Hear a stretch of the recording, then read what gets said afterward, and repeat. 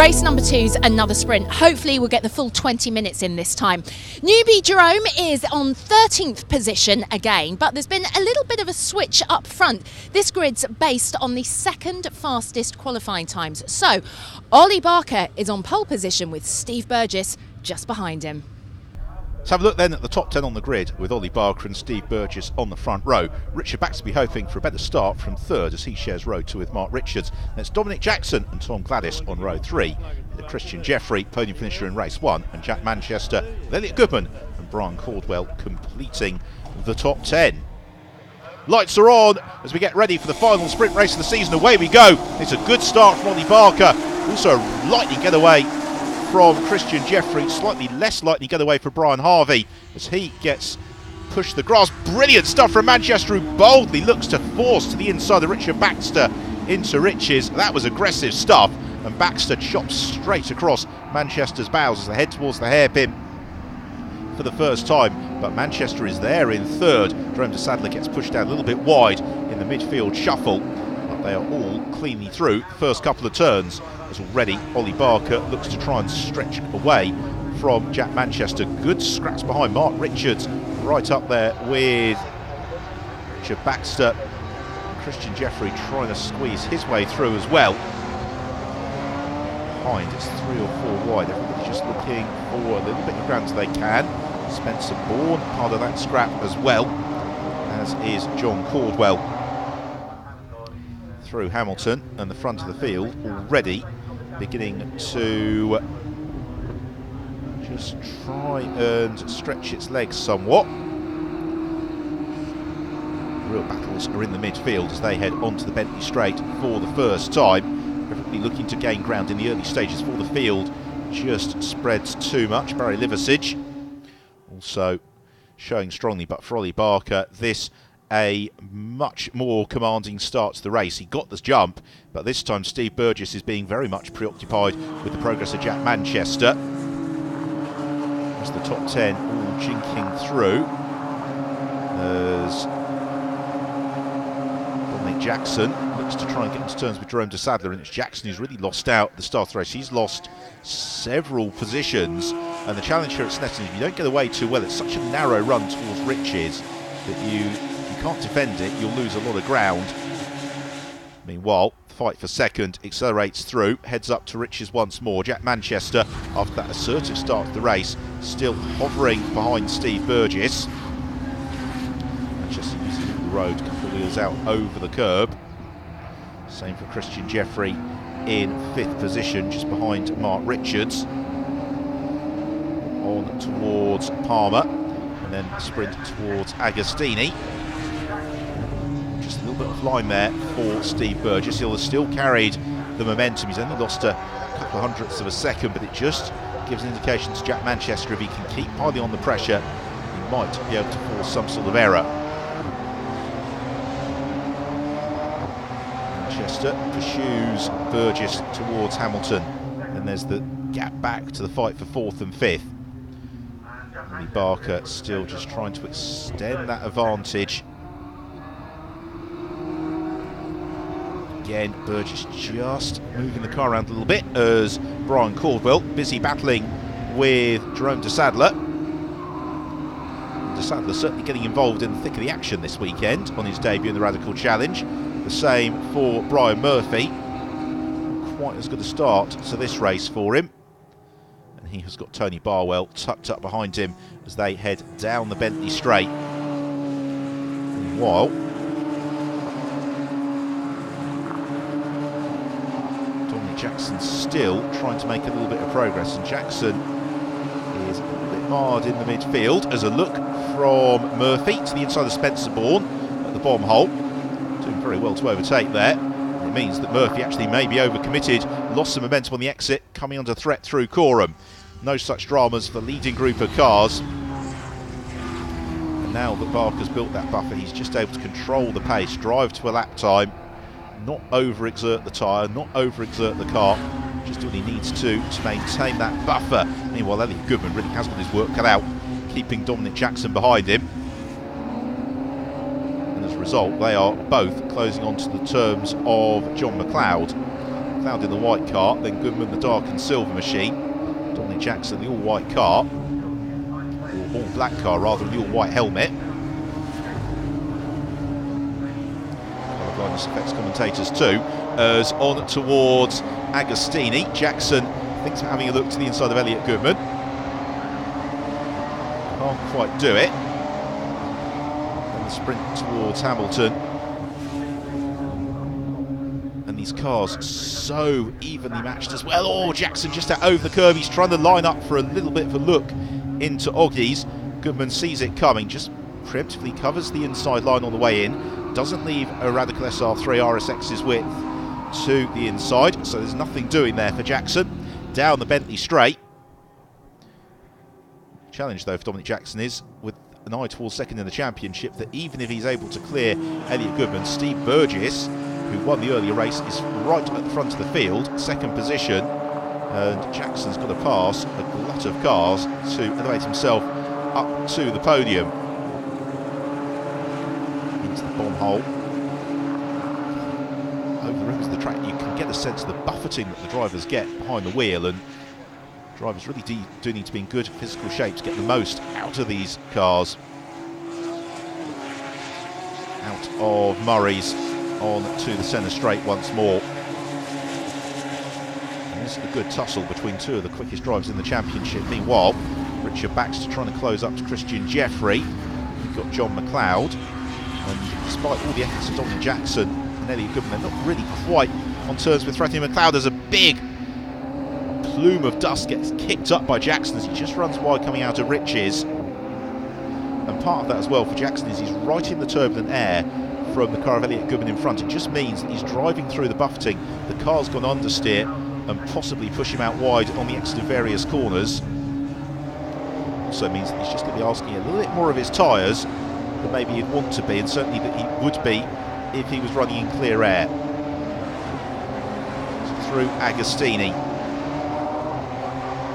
It's a very closely matched trio.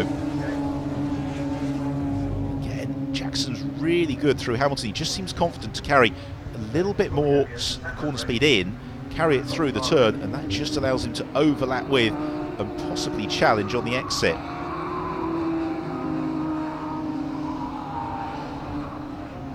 Down the Bentley straight on towards Brundle and Nelson once more. Meanwhile, Christian Jeffrey is right up with Mark Richards, so that could be an interesting tussle to watch for as well. And then we've got McLeod under threat now from Elliot Goodman.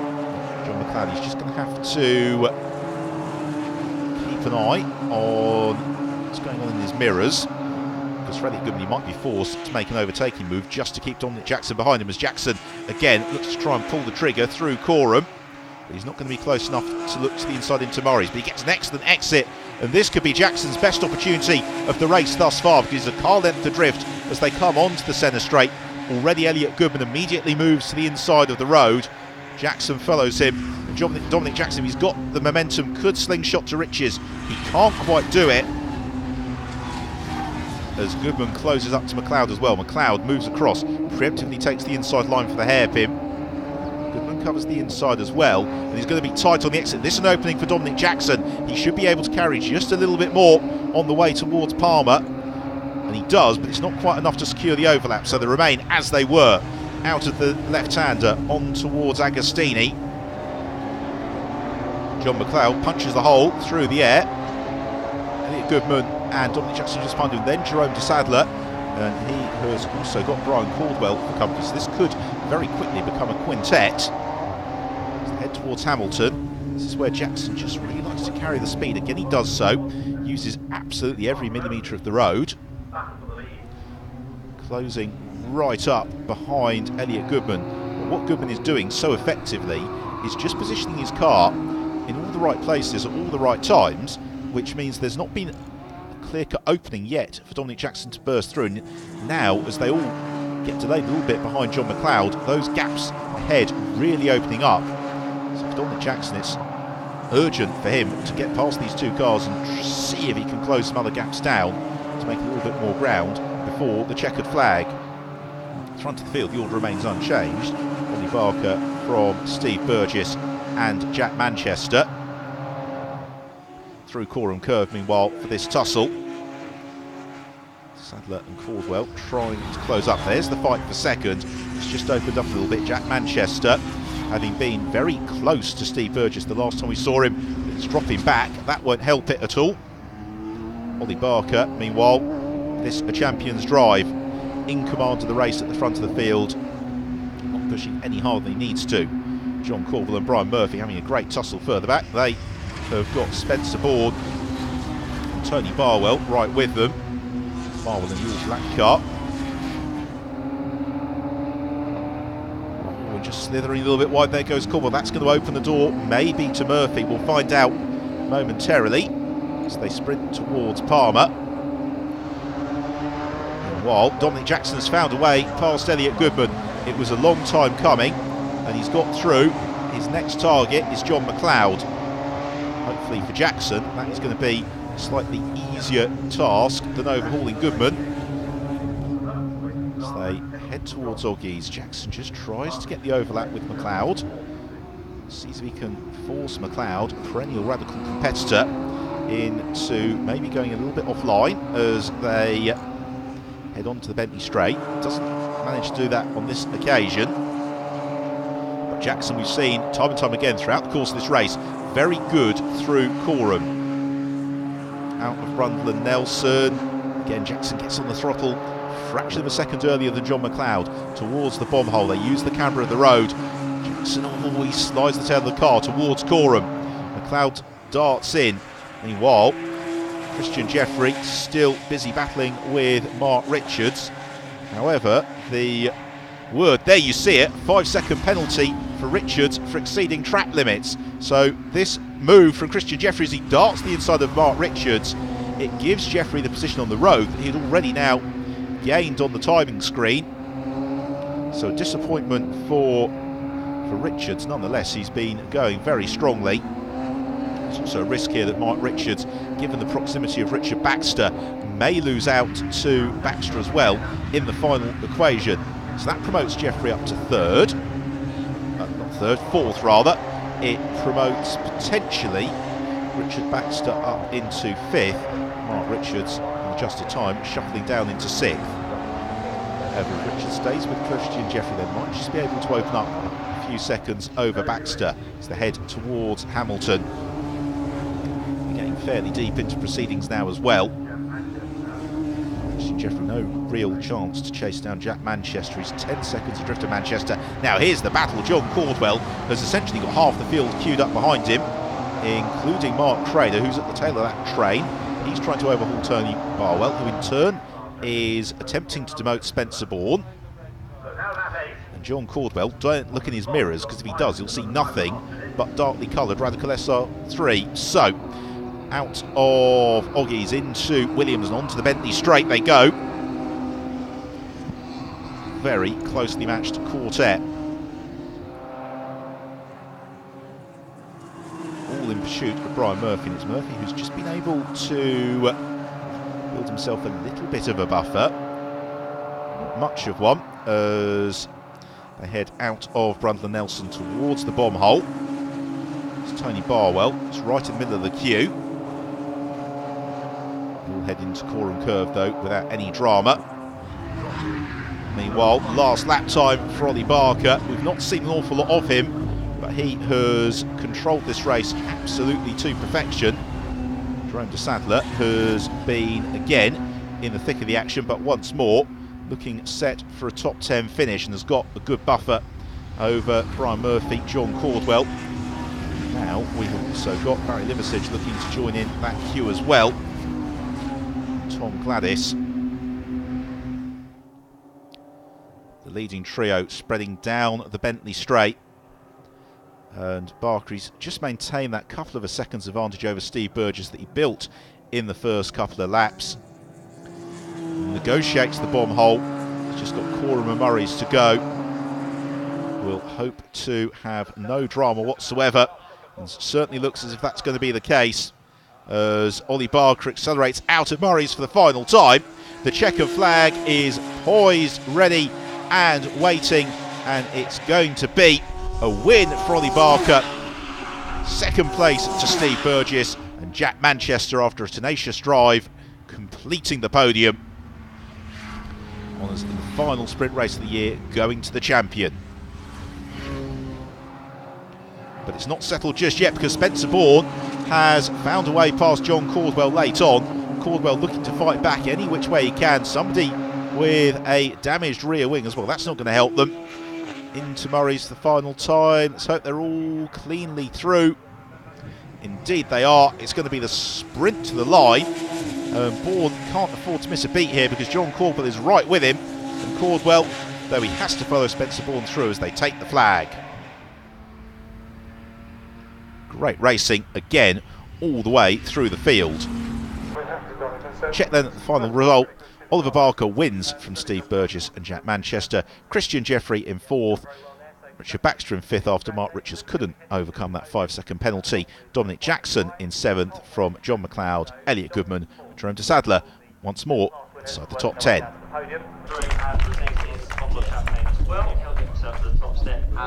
Trophies and champagne on the podium. That was a much better race for you, wasn't it, Ollie? Yeah, that was enjoyable. Got a great start again. Managed to pull away from Steve, which I was quite surprised about actually. And then it was just a matter of maintaining the gap. Pressure was off obviously in this race, having secured the championship, so it was much more enjoyable, and I just managed to keep nice consistent times, and it was actually quite a straightforward win in the end. On the podium, not quite first this time. No, unfortunately not. No, I didn't get a very good start, and Ollie got a bit of a gap to the first couple of laps, and I couldn't seem to peg it back this time. So it was a good race, but I'm happy with second. It's some good points, but yeah, maybe for the last one. Was there anything that you did particularly differently this time? I ran some new tyres on the outside of the car, where Ollie just chasing to save them till the final. So for the first couple of laps, I was sort of trying to get the tyres up to temperature, whereas he was just away. And then later in the race, I couldn't pull him back in, unfortunately. To go from 8th to 3rd in race 2, can't ask for anything more. And what about for the endurance race? Yeah, I think we should be in a good place. I mean, I got no time penalties. It's just, you know, I think I'm at the front with these guys, so it's just keep it clean, keep it fast, keep it consistent, and we'll see if we can get a result. And obviously fired up Jack Manchester, but can he claim honours in the final race of the season? Find out in our next programme.